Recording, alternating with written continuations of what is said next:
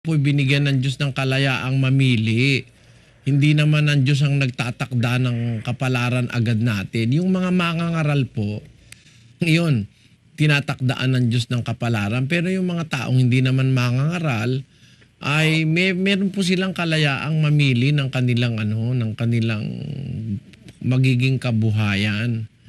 Hindi po totoo yung sabi na kahit ano pa gawin mo, basta nakatakda kang ganun, mahirap, di kaya yaman. Di po. Alam nyo, magsipag ka lang giginhawa ka sa buhay. Sinasabi po yan sa kawikaan Pakinggan nyo po ang sabi sa isang talata. Siya'y nagiging dukha na gumagawa ng kamay na walang kasipagan. Ngunit yumayaman ang kamay ng masipag. Pagka pala ikaw tamad, kahit may yaman ka na, magiging dukha ka Pero pagka masipag ka naman, kahit na mahirap ka, maaari kang yumaman. So, nasa pagsisikap din po ng tao, kapatid.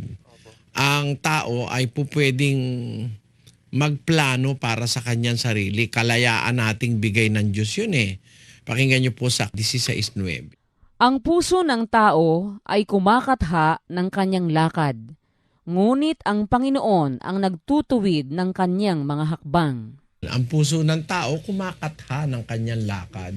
So ang lakad po natin, pwede nating iplano.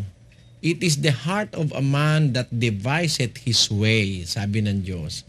But the Lord directed his steps. Ang Diyos ang nagtutuwid ng ating hakbang. Kung tayo ay maka-Diyos at sumusunod, itutuwid niya tayo. Kung gusto nating mapabuti, pwede.